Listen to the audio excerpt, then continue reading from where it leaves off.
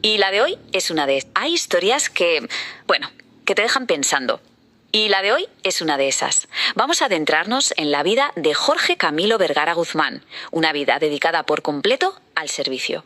Fijaos en esta pregunta. Viene de su propia biografía. Y es que lo dice todo, ¿verdad? Es el punto de partida para entender cómo alguien, un chaval del campo, desplazado por la violencia, vamos, con todas las de perder, acabó siendo un líder que cambió miles de vidas. La verdad es que es una historia increíble. Y si queremos entender de verdad su historia, tenemos que entender esto. Vivir para servir. Y ojo, que no son eslogan de marketing, ¿eh? Era su motor, su brújula, el principio que movió cada pieza en el tablero de su vida. Vale, para seguir el hilo de su vida vamos a verla en 5 partes. Sus orígenes, cómo se forjó en la adversidad, su camino en el servicio, los resultados de todo ese esfuerzo y, por supuesto, su legado. Empezamos por el principio, claro. Nos vamos a un pequeño pueblo de la Colombia rural, un lugar tranquilo donde empieza todo.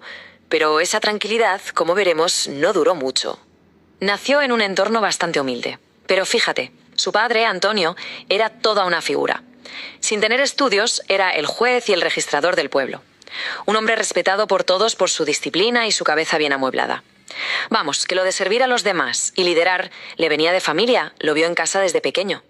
Pero esa paz se hizo añicos. En plena época de la violencia, en Colombia, su familia, que era de ideología liberal, se convirtió en un objetivo. Un día, unos pistoleros tirotearon su casa. Así, sin más. Tuvieron que huir con lo opuesto, dejarlo todo atrás. Imaginaos, ese fue el final de su infancia y el principio de un camino lleno, pero lleno de obstáculos. Y aquí es donde la historia podría haber acabado muy mal. Tantas dificultades seguidas podrían haber hundido a cualquiera. Pero en su caso fue al revés. Lo que hicieron fue forjar un carácter, bueno, a prueba de bombas. Es que, a ver, pongámonos en situación. Con 10 años, solo en un internado en Bogotá. Con 13 le pilla en medio del Bogotazo, un caos total. Y por si fuera poco, ese mismo año, un accidente con una pistola casera casi le cuesta la vista. Y para rematar, con 14 se mudan a Caicedonia, que era uno de los pueblos más violentos de todo el país. No es una cosa, son una detrás de otra. Una adolescencia brutal. Él mismo lo dijo, era tal la violencia que dormíamos bajo la cama. Parémonos a pensar en esa frase. No es una exageración, ¿eh? Era su día a día. Pura supervivencia. Dormir debajo de la cama por miedo a las balas. Tremendo. Y aquí viene lo increíble. Después de todo eso, de ese caos, ¿cómo se levanta uno? Pues no solo se levantó, sino que empezó a construir una carrera desde la nada. Y siempre, siempre con una integridad a prueba de todo. Su carrera no fue un cohete. Fue más bien como subir una montaña paso a paso. Empezó de mensajero en un banco y, ojo, trabajó el primer mes gratis solo para que vieran lo que valía. Luego, en lugar de quedarse en un puesto, se empeñó en aprenderlos todos. Cajero, contable, todo.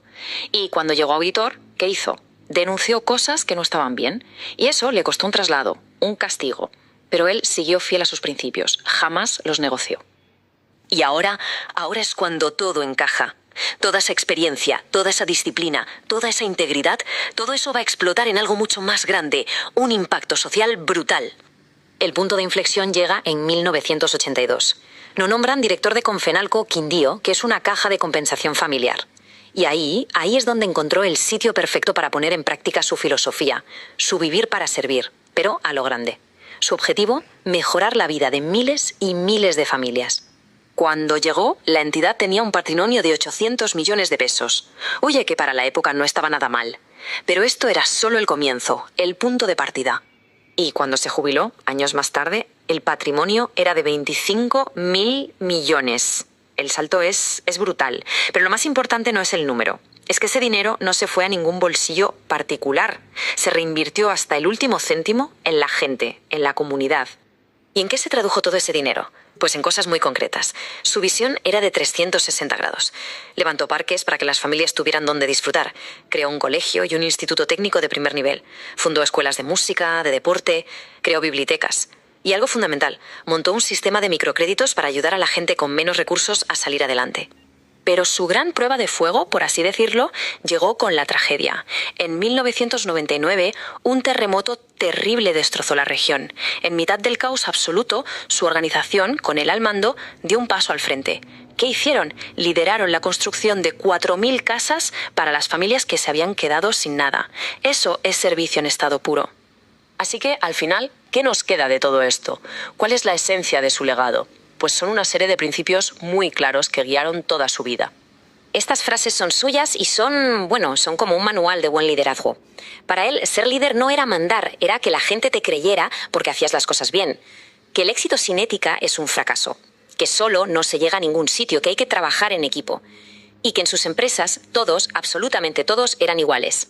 En definitiva, la historia de Jorge Vergara Guzmán nos enseña algo muy potente, que la verdadera influencia, el poder real, no viene del dinero ni del cargo, viene de dedicar tu vida a servir a los demás.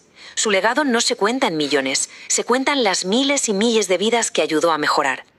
Y al final, su historia no es solo para admirarla y ya está. Es casi como un espejo. Nos deja con una pregunta flotando en el aire. Si la gran lección de su vida fue el servicio, ¿cuál será la de la nuestra?